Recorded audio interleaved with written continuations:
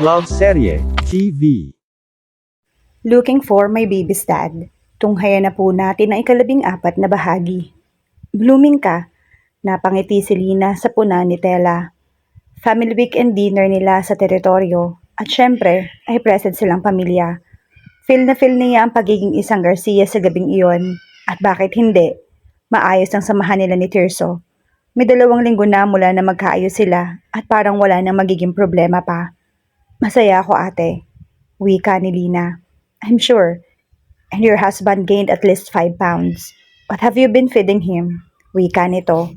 Ang lakas ng tawa ni Lina. Masaya rin siya. I'm so glad. I haven't seen Tirso this happy.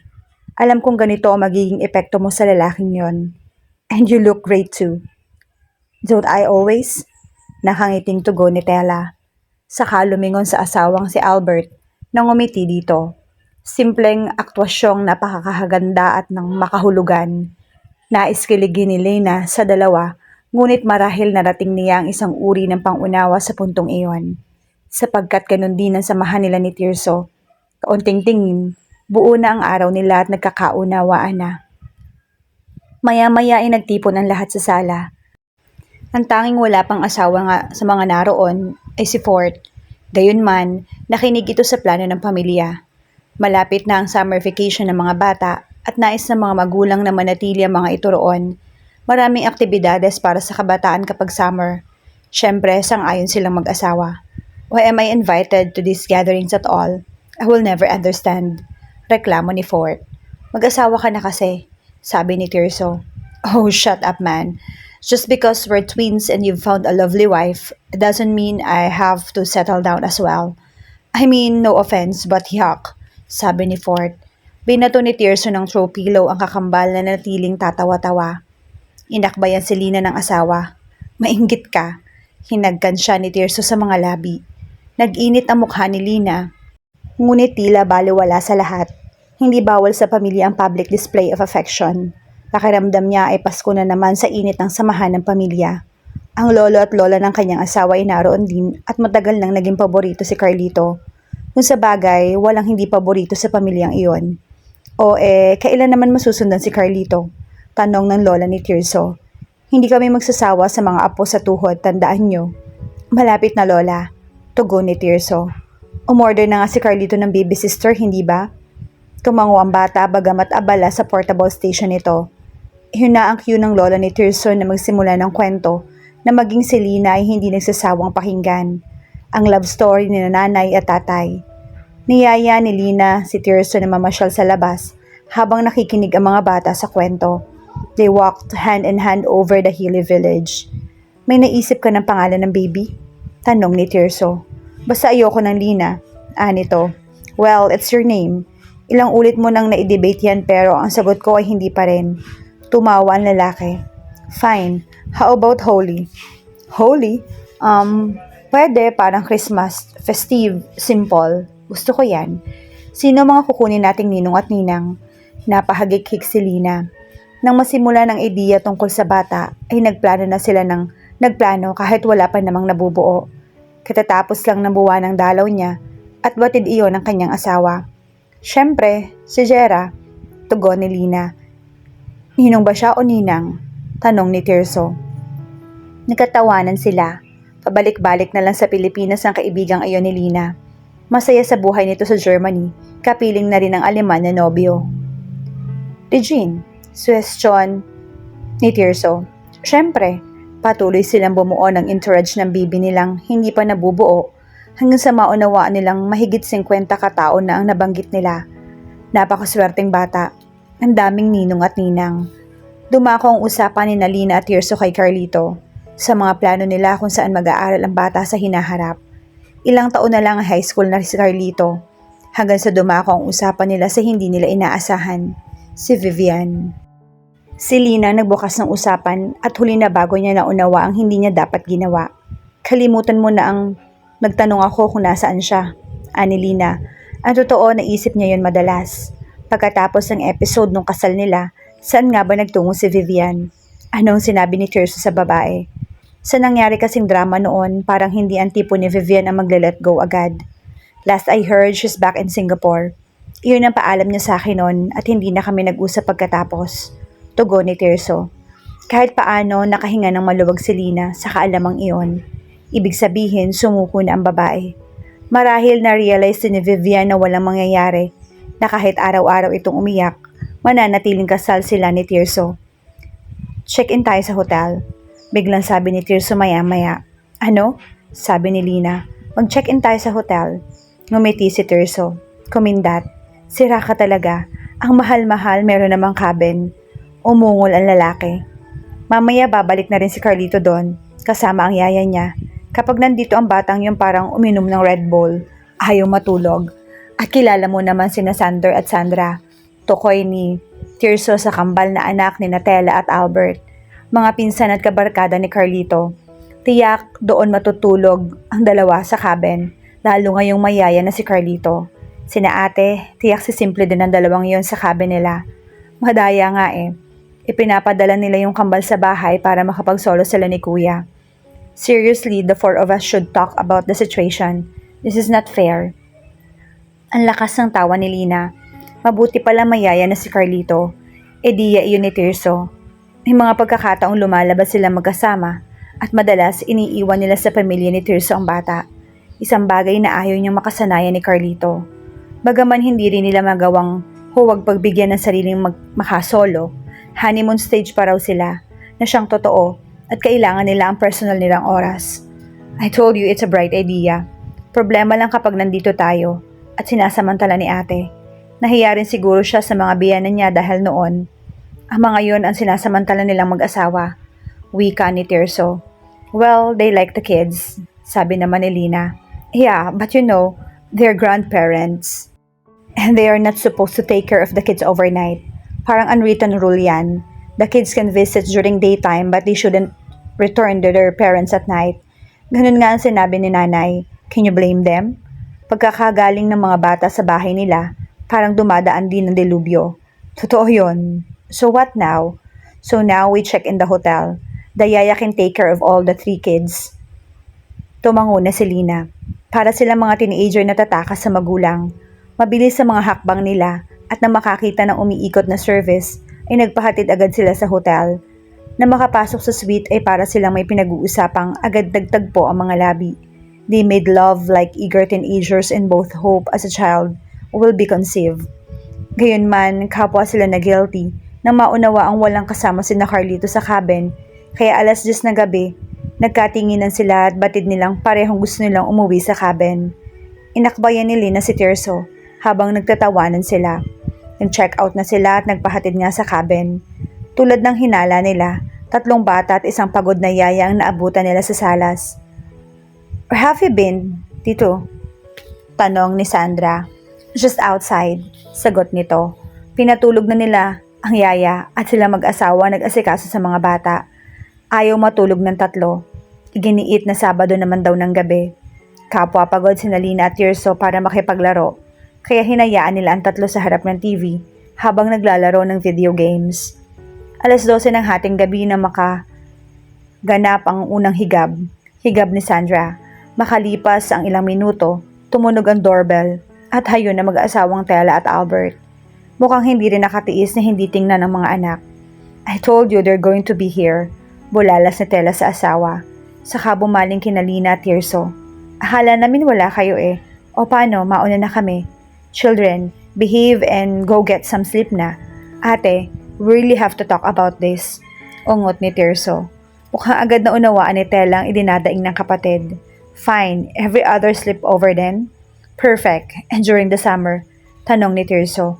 3 days with us, 3 days with you. Sundays, the grandparents have no choice. Every other Sunday, nanay and tatay must take care of them. The other Sundays, Albert's Fox. What do you think? Wika nito. Perfect. Off you go now. Sagot ni Tirso. Thank you for taking care of this one. Go. Go now before I change my mind. Wika ni Tirso. Isinara ni Lina at Tirso ang pinto. Nagkatinginan sa kakapwa na pangiti. Isa-isa nang magbabagsakan ng mga kalaban kung hindi nila aagapan. Pinapanhik na ni Lina mga bubwet na tiyak maaga ring magigising. Nahiga na rin sila ni Tirso. Niyakap ni Lina ang asawa.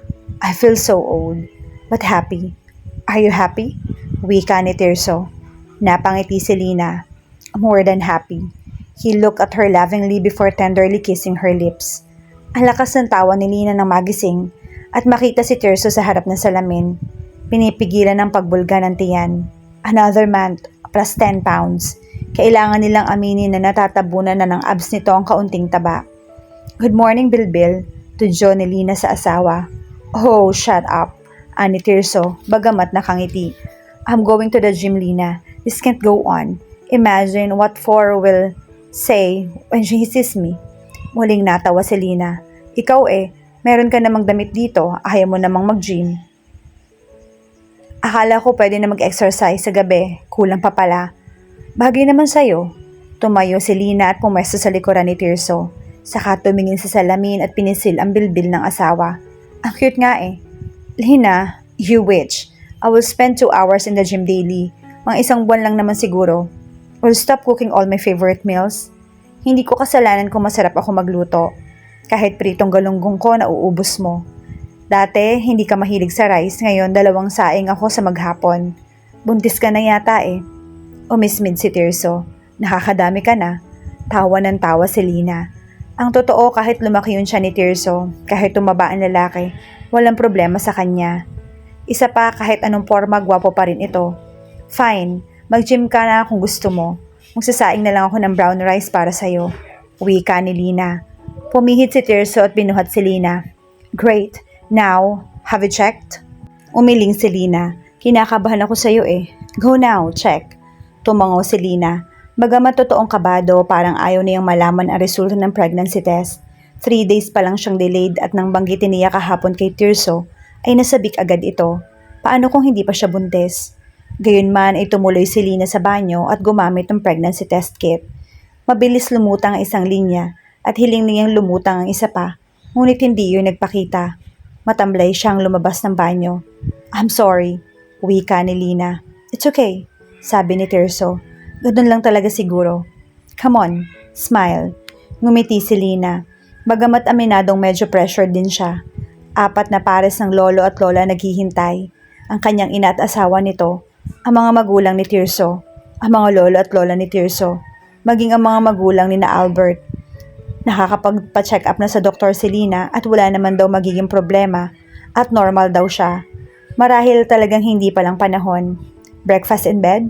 Tanong ni Tirso. Tumango si Lina at naghintay. Maya-maya ay 2 gwapong lalaki ang pumasok na may dalang pagkain, sina Tirso at Carlito. Nabuhay na ang dugo ni Lina at maya-maya pa ay masigla ng muli. Hindi niya kinakalimutang inumin ng vitamins, kailangan niya yon. Na makaalis si Tirso patungo sa trabaho ay nagtungo na rin siya sa opisina. Pasado 2:00 ng hapon ay dumalaw si Regine. May dalang kung ano-anong herbal drink na kailangan daw ni Lina para agad siyang mabuntis. Galing pa raw sa Korea ang mga yon. Full support kay Lina ang kaibigan na alam na gusto na niyang magbuntis. Basta i-enjoy mo lang ang pagtatanim ng punla. Payo nito. Agad natawa si Lina. Sino ba nagsasabing hindi ako nag-enjoy? Well, kung ang asawa mo naman talaga ang magpupunla, talaga mag-enjoy ka ng husto. Kailan kaya ako makakakuha ng tulad niya? Tumaba na nga kamo at hindi mapakali gustong mag-gym. Ayun, ngayon nagsisimula ng mag-gym yon. Nagkakaroon na kasi ng bilbil OA naman siya. Paano pa ako? Ano pang tawag sa akin? Mula baba hanggang hinlalaki sa paa may bilbil ako. Huwag ka mo siyang OA, himutok ni Regine. Alam mo naman yon. Isa pa alaskador si Fort. Parang may kompetensya. Ang 2 yon, nagko-compete kung sinong mas gwapo. Pwedeng maging judge? Meron bang swimsuit portion? Tawa ang naging tugon ni Lina. Nang humapon ay niyaya siya ni Regine na puntahan sa gym si Tirso. Gusto raw nitong mag-dinner kasama sila. Pinagbigyan ni Lina ang kaibigan. Tatawagan sana niya ang asawa ngunit naisip niyang baka nasa locker ang phone nito.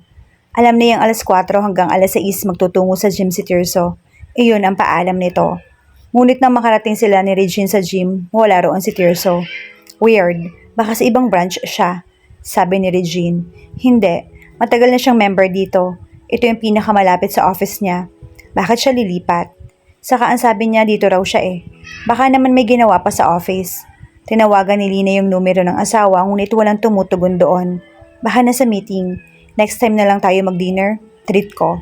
Pumayag si Regine. Marahil nadama ang pagkailang ni Lina. Alam niyang hindi siya dapat magduda, ngunit may kutob na ayaw mawala sa dibdib ni Lina. Woman's intuition siguro. Pero iba ang kanyang kaba. Dumiretso siya sa bahay at naabutan doon si Carlito. Carlito, tumawag yung tatay mo? Tanong ni Lina. Hindi raw, sabi ng bata. Bandang 7:00 na ay nag-text si Tirso. Have dinner without me. I'll be late. 10:00 pasado na nang pumasok sa pinto si Tirso at naka-gym attire. Sorry, I'm late. Tumawag ka kanina, hindi ko nasagot. Nasa gym ako. Mayroong kampanang tumunog sa isip ni Lina. Anong oras ka ba nag-gym? I was there from 4 to 6. Nagkayakagan kaming lumabas kasi nga, ngayon lang uli ako nag-gym doon. Sagot ni Tirso. Saan bang gym? Doon ba? Sa dati? Patuloy na tanong ni Lina. Yeah, dumiretso na kami sa polo club pagkatapos kaya hindi na ako nakapagpalit ng damit. Nag-dinner ka na? Tumango si Lina. Naisip niya baka nagkamali ang receptionist na nakausap niya kanina at naroon pala sa loob si Tirso. Bagamat malaking palaisipan kung bakit hindi nakasign in ang kanyang asawa. Ayaw magduda ni Lina kaya nagpasya siyang hayaan na lang ang lahat ng yon. Bakit magsisinungaling sa kanya si Tirso? Wala magiging dahilan. Maayos ang samahan nila at wala silang problema. Gayunman, kinabukasan na magtungo sa opisina si Tirso ay hindi natiis ni Lina na busisiin ang laman ng gym bag ng asawa na ang lalaki mismo naglagay sa laundry basket. Nagsisimula ng maglaba ang labandera nang pasimple niyang inspeksyonin ang labada. Nanlumo siya na makitang malinis, plansyado at hindi na isuot ang mga damit na dapat sana ipawisan at hindi nakatupi ng maayos. Hindi nag-gym si Tirso. Kung gayon, saan nagtungo ang lalaki kahapon?